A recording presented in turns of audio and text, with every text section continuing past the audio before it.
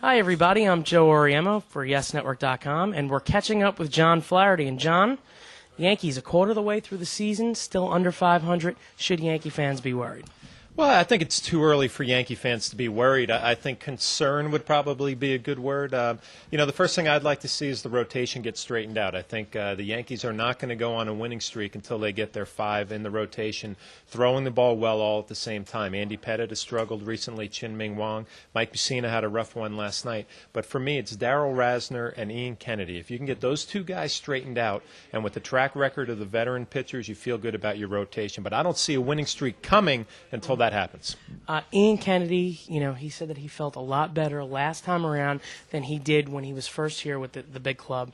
What did you see from Ian Kennedy's last performance, and what does he need to do to really get his season on track? Well, it's no secret what he needs to do, Joe. He needs to throw more strikes. I mean, he's got decent stuff, but it's not overpowering, and the only way to be successful in the major leagues with not overpowering stuff is to throw strike one and use all your pitches from there. Ian Kennedy was better his last time, but there's still a lot of room for improvement, and like I said, if the Yankee rotation is going to get rolling and this team's going to get going, you need all five guys, and that includes Ian Kennedy.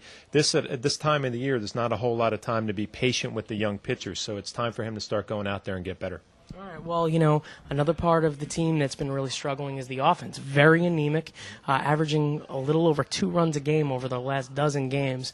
What does this team need to do to get on track offensively? Well, it's easy to say Alex Rodriguez is back and everything's going to be fine. That's not going to be the case. I mean, one guy is not going to do it. Johnny Damon's a big key for me. When Johnny Damon gets on base and he gets a few hits, the Yankees seem to do pretty well offensively.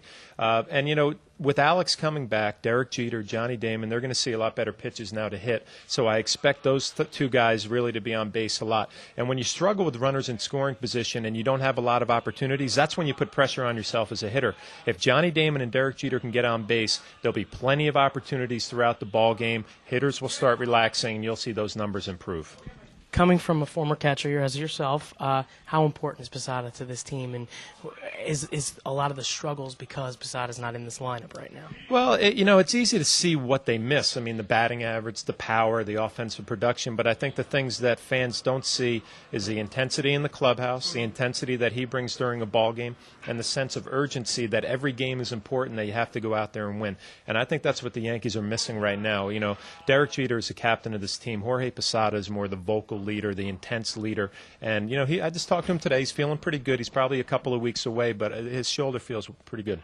Now, the Yankees, they went on that road trip in April. A lot of people thought that coming home, that was going to be a key for this team, that they were going to start to pick up some wins at home. That hasn't happened. Is that a concern that they're not even winning games at home right now? Well, they're not winning games, period. So, you can't really decipher home or away. You would like to think Yankee Stadium would be the safe haven. You go out there and the fans are behind you and you're going to win.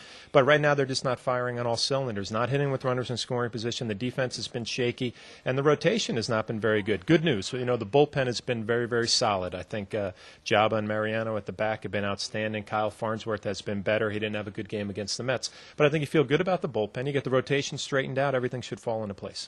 One more question. The AL East, in previous years, it's always been Yankees, Red Sox, Yankees, Red Sox, Yankees, Red Sox. This year, the Orioles are playing a little bit better. The Rays are playing, out of their mind right now. And the Red Sox are continuing to do what they're doing. They've been doing in the past couple of years. What have you seen from the other teams in the AL East?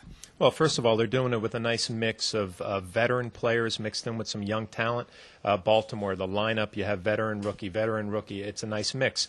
But the one thing for the Yankees need to be concerned about, in years past, you could look at the schedule and you could say, we're going to Baltimore, we're going to Tampa. That's 6 wins right there. Mm-hmm. You can't do that this year. I mean, you're going to have to go earn those wins, especially in their buildings. So there's not going to be any gimmies. But the good news is the American League East is going to beat up on each other this year. So you're not looking at a team that's going to run away and win 97, 98 games. I think it's going to be probably right around 90. And if you can kind of stay competitive within your division and then make some hay against the other divisions, you should be in good shape. All right, John, thank you as always. Keep coming back to YesNetwork.com for all of the exclusive Yankees video, news, stats, notes, and blogs. I'm Joe Oriema saying we'll see you next time on YesNetwork.com.